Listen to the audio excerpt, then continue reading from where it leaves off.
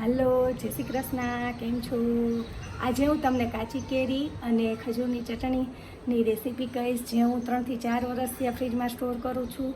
કાચી કેરી જ્યારે આવતી હોય ત્યારે સમરમાં લઈ અને ખજૂર સાથે મિક્સ કરી અને આ ચટણી બનાવી શકીએ છીએ. તે ચટણી ભેળ, સમોસા, દાબેલી, ભજીયા તે બધામાં એ ચટણી ખૂબ જ ટેસ્ટી લાગે છે અને છોકરાઓને અને મોટાઓને પણ આંબલીની જગ્યાએ આપણે આપી શકીએ છીએ. તો ચાલો હું તમને એ ચટણી કેવી રીતે બનાવી તે શીખવાડું. હવે આપણે સામગ્રી જોઈ લઈએ. આ છે 1.25 કિલો કેરી, કાચી કેરી છે. આ છે 250 ગ્રામ સાકર અને આ છે 500 ગ્રામ ઉપર થોડોક ખજૂર.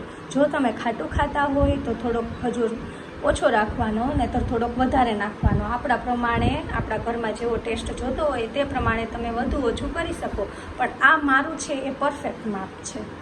1.25 કિલો કેરીને મેં સરસ ધોઈ અને રાખી છે અને હવે આપણે એની છાલ ઉતારીશું અને નાના નાના પીસ કરીશું. ચાલો, હવે કેરી લઈ લીધી આપણે અને એની હવે છાલ ઉતારીશું. ધીમે ધીમે કેરી કડક હોય, થોડીક છાલ ઉતારવામાં કડક લાગશે અને કેરી લેવામાં મારે થોડુંક મોડું પણ થઈ ગયું છે. કેરી જો વૈશાખ મહિનામાં લેવામાં આવે ને તો વધારે સારું, કેમ કે અથાણાની હોય. થોડીક પીડાશ પડતી થઈ ગઈ છે મારે, પણ તોય ખટાશ તો આવી જ જાય ચટણીમાં, કેમ કે આ ચટણી ખાટી જ બહુ સરસ લાગે છે. પછી તો તમે તમારા સ્વાદ પ્રમાણે ગળી પણ કરી શકો. આંબલી કરતાં કેરી વધારે બેટર હોય છે આપણા હેલ્થ માટે, એટલે મોટાઓ પણ જાજી જો ખાવી હોય ને તો આ ચટણી ખાઈ શકે છે. હું તો આખું વરસ સ્ટોર કરું, 3 થી 4 વર્ષ થયા કરું છું. અમને તો આ જ ચટણી ખાવે છે. હું મારી કોઈ પણ વાનગીમાં આંબલી નાખતી જ નથી અને છોકરાઓને પણ બહુ જ મજા આવે અને કોઈ પણ ગેસ્ટ આવ્યું હોય તોય ફટાફટ આપણે આ ચટણી કરી શકીએ છીએ. એટલે જો હવે આ છાલ ઉતરી ગઈ છે, એ જ રીતે બધી કેરીની છાલ ઉતારી આપણે નાના નાના પીસ કરી લઈશું. ચાલો, હવે નાના નાના પીસ કરી લઈશું. ઘણી કડક છે કેરી, એટલે થોડીક તકલીફ પડશે પીસ કરવામાં.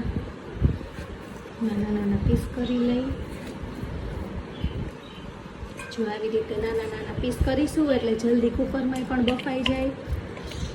અને આની હારે આપણે ખજૂરને રાખવાનો હોય છે, એટલે બે સરખી રીતે બફાઈ જાય એવી રીતે આપણે પીસ કરી એટલે કાંઈ પણ ચોટે પણ નહીં અને બધું એક સમયે બફાઈ જાય કુકરમાં.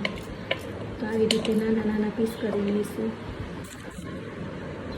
મેં કેરીના કટકા કરી લીધા છે. મેં કીધું એમ થોડીક કેરી કાચી હતી અને થોડીક પાકી નીકળી, કેમ કે સિઝન અત્યારે જૂન મહિનો થઈ ગયો છે એટલે કેરી થોડીક પાકેલી નીકળી એમ, પણ તોય ખટાશ તો હશે જ. આવી રીતે પીસ કરવાના. હવે ચાલો આપણે કુકરમાં મૂકી લીધું છે, એમાં થોડું ઘી નાખશું એટલે ચોટે નહીં આપણી કેરી.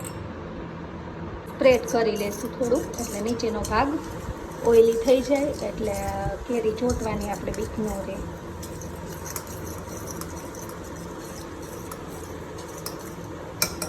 ચાલો લગાવે. ચાલો, હવે આપણે એમાં કેરીના બટકા નાખીશું. પહેલાં નીચે પાથરવાનું છે બધું. કેરીના બટકા પાથરશું.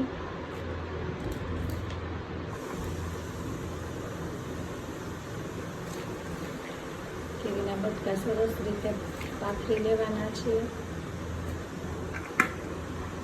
બટકા સરસ રીતે પથરાઈ ગયા છે. હવે આપણે ઉપર ખજૂર નાખીશું.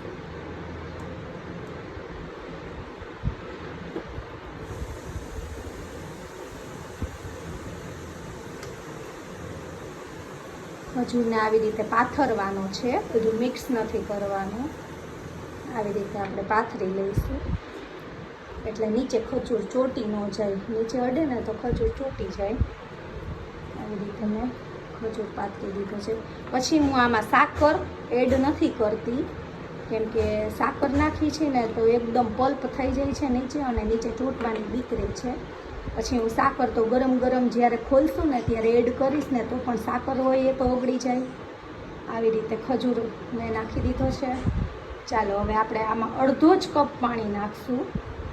ચાલો, આપણે અડધો કપ એટલે જો આ નાની વાટકી છે એ અડધો કપ જેટલી છે, અડધો કપ જ પાણી નાખશું એટલે બેસે નહીં.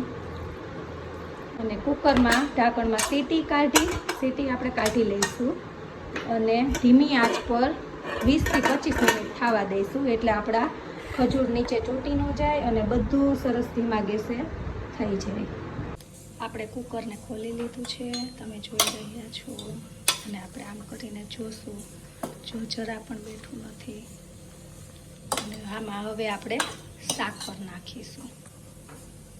જો મેં આ પલ્પ બીજા બાઉલમાં કાઢી લીધો છે અને પલ્પને ઠરવા દેવાનો નથી, કેમ કે આપણે સાકર ભેળવી નહોતી. હવે ધીમે ધીમે આમાં સાકર નાખી દેવાની છે, કેમ કે ગરમ ગરમ પલ્પ છે એટલે સાકર હમણાં ઓગળી જશે. પછી આને પૂરી રીતે મિક્સ કરવાનું છે. આપણે ફૂલ મિક્સ કરી દેવાનું, એટલે તરત જ આમાં સરસ ભળી જશે સાકર. ગરમ ગરમ હોય એટલે ઠરવા ન દે. એટલે તમે જોઈ રહ્યા છો, આ સરસ સાકર ભળી ગઈ છે આમાં, ગરમ ગરમ હતું ને એટલે. હવે આપણે આને મિક્સરમાં ક્રશ કરશું. બ્લેન્ડર પણ ચાલે અને મિક્સર પણ ચાલે. ચાલો આપણે ક્રશ કરી લઈએ. ચાલો આપણે હવે આને બ્લેન્ડ કરી લઈ. જો આને બ્લેન્ડ કરું છું. ઉપર મારશો તો એ પાણીને લીધે બહુ તકલીફ પડશે થોડી, પણ સરસ ક્રશ તો થઈ જશે. ઘણું ખરું ક્રશ તો કુકરમાં જ થઈ ગયું હતું. અને આપણે સાકર એડ કરીને એટલે સરસ આમાં આવી જાય થિકનેસ, એકદમ ચીકણું પણ થઈ જાય. અને ચટણી પણ મસ્ત બને. જો તમે જોઈ રહ્યા છો, સરસ થઈ ગયું છે બેટર એકદમ.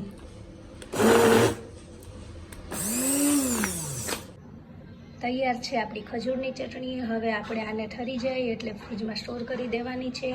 અને જ્યારે પણ આપણે કાઢીએ ત્યારે તેમાં જરૂર મુજબ પાણી, મીઠું, ચટણી, ગરમ મસાલો, આદુ મરચાંની પેસ્ટ એ નાખીને મસ્ત મજાની બનાવી લેવાની છે. અને બધી વાનગી હારે ખાવાની મોજ માણવાની. ચલો બાય બાય. તમને મારો વિડીયો ગમ્યો હોય તો લાઈક, શેર અને સબસ્ક્રાઈબ કરજો. Please subscribe, guys.